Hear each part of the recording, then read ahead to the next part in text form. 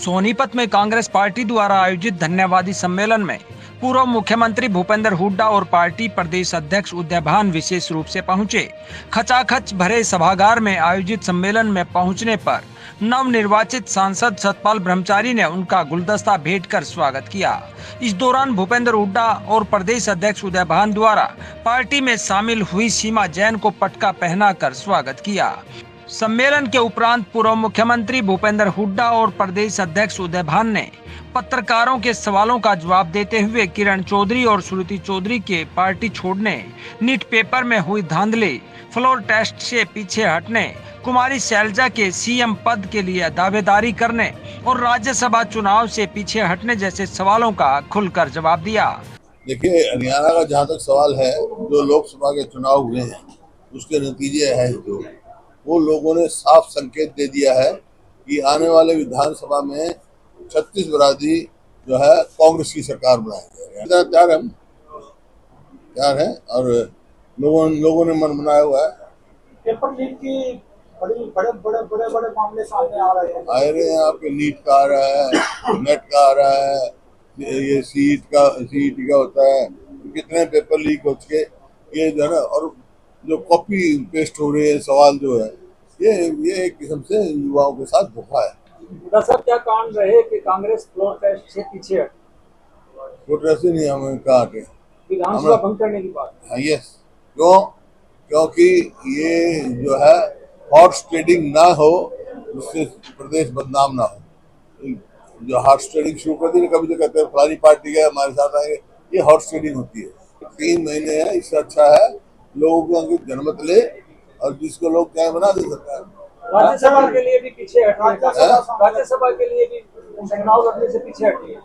पीछे क्यों रहा है? हमारा नंबर नहीं है, मैं तो कहा है हमारे 28-29 जो वोट है कोई दूसरा लेके आए नंबर देगा। क्या कहते हैं, कांग्रेस जो है मजबूत पार्टी है, बाकी कोई आता है जाता है, आते जाते रहते हैं। 42 MLA और पूर्व सांसद और सांसद हमारी पार्टी में आ चुके। हिसार में नायब श्रेणी जनसभा थी और रैली को संबोधित कर रहे थे। उन्होंने कहा कि नरेंद्र मोदी के जो नेतृत्व है 10 साल में जितना विकास किया 70 साल में इतना विकास नहीं हुआ था प्रदेश का। क्या कहेंगे? प्रदेश का मेरा उनसे कुछ नहीं कहना, मेरा आपसे कह रहा है। आप सोनीपत रहते हो, 10 साल में क्या विकास होगा तो ये हमारे सामने देखें।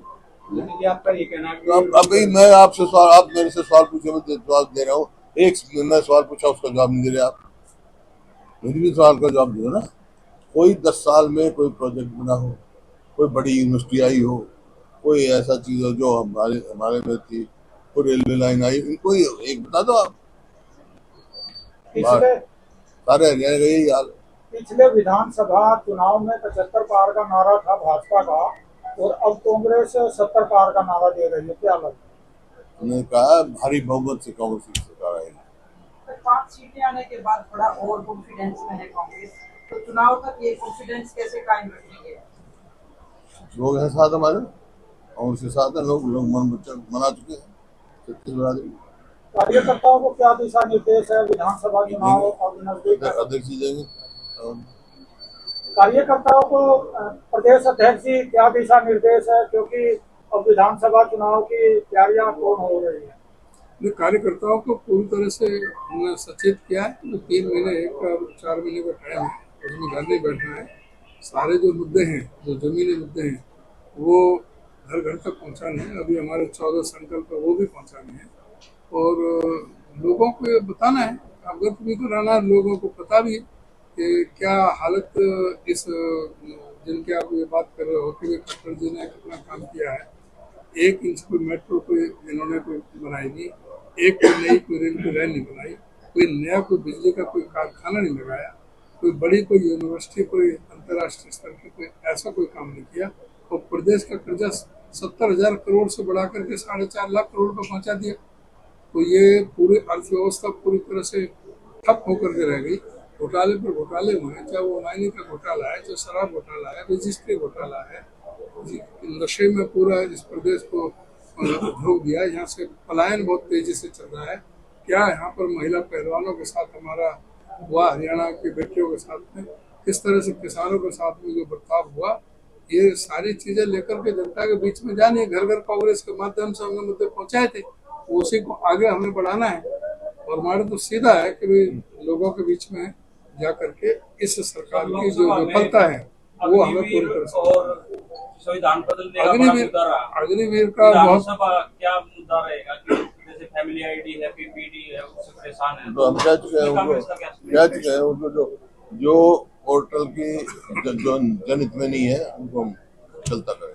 अध्यक्ष जी, प्रदेश के मुख्यमंत्री ये कह रहे हैं कि कांग्रेस झूठ बोलने में माहिर है, खास तौर पर जिस प्रकार से लोकसभा में भी झूठ बोला गया, इस प्रकार के आरोप कांग्रेस पर वो लगा रहे हैं, क्या कहेंगे? किस तरह से झूठ बोला गया? जैसे कह रहे थे कि 2022 तक किसानों की आमदनी दुगनी हो जाएगी। किस तरह से झूठ बोला गया था? हम डीजल 35 रुपए में और पेट्रोल 35 रुपए में हम दे देंगे जनता को, गैस का सिलेंडर 250-300 रुपए में दे देंगे, कोई सर ऐसा नहीं रहेगा जिसके सर पे छत ना हो। किस तरह से झूठ बोला गया था? वो स्मार्ट सिटी बना देंगे, गंगा जमुना को हम साफ कर देंगे।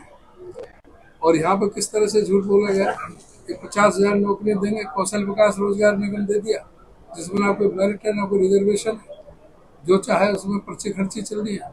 क्या कारण हुआ कि जो कौशल विकास रोजगार निगम के एमडी को सस्पेंड होना पड़ा? क्या कारण हुआ कि भाई जो उनका पब्लिक सर्विस कमीशन के अधिकारी को करोड़ों करोड़ों रुपया के साथ में रेड हैंडेड पकड़ा गया था? क्या कारण था जो स्टाफ सिलेक्शन कमीशन के 8 कर्मचारी सस्पेंड हुए थे? सारी बात तो सारा जो है ना, सारी चीज है, ये लोगों को ये पूछ रहे हैं। संगठन हमारा बढ़िया ठीक से काम कर रहा है। कोई संगठन का ये परिणाम है कि जो हमें पूरे हिंदुस्तान में, पूरे कंट्री में 47.6% वोट शेयर हमारा रहा है, इंडिया अलायंस का हाईएस्ट है। पहले जहाँ बीजेपी 79 सीटों पर बढ़त में थी, हम 10 सीटों पर थे, एक पर जेजेपी थी, हम 10 से बढ़कर के 46 पर पहुंचे हैं। वो 79 से घट के 44 पहुंचे। हमारा 19.5% वोट बढ़ा है, उनका 11.5% वोट घटा है। तो हर मोर्चे पर ये सरकार ये सरकार बनाने की बात कर रहे हैं। दूसरी तरफ सिरसा की जो नवनिर्वाचित सांसद है वो सीएम की कुर्सी को लेकर लड़ रही है जनता के बीच में, तो ऐसे कैसे मैसेज जाएगा? ये लोकतांत्रिक पार्टी है, हर आदमी अपना कोई सीएम का दावेदार बन सकता है, लेकिन सीएम का एक वो तरीका होता है, पहले चुनाव होता है, चुनाव में जब पार्टी सत्ता में आती है तो विधायक दल की मीटिंग होती है, साथ में हमारा एआईसी से जो कांग्रेस नेतृत्व को ऑब्जर्वर भेजता है, उस समय डिसाइड करते हैं कि किसने मुख्यमंत्री बनना है। तो ये सबका अधिकार है, ये सबका अधिकार है। हमारे तो आप मैं मनूंगी, आपका भी अधिकार है। हमारे दो तो मुख्यमंत्री के दावेदार। देखिए ना, जो यहाँ पर कुलदीप बिश्नोई आए दिन कहते थे भावी मुख्यमंत्री, लेकिन बीजेपी में जाकर के कह रहे भूल गए, उसी तरह से अध्यक्ष जी, आखिरी सवाल, किरण चौधरी और सिद्धू चौधरी के जाने के बाद कितना इफेक्ट जो है कांग्रेस को पड़ेगा या इसका तो बिल्कुल नहीं पड़ेगा? कोई नहीं। देखिए 42 जो ex MLA, ex minister, sitting MP हमारी पार्टी में शामिल हुए हैं, ये तो कांग्रेस मजबूत है। रहता है एक दो आदमी। जगत महान न्यूज के लिए सोनीपत से तेजवीर सिंह की रिपोर्ट।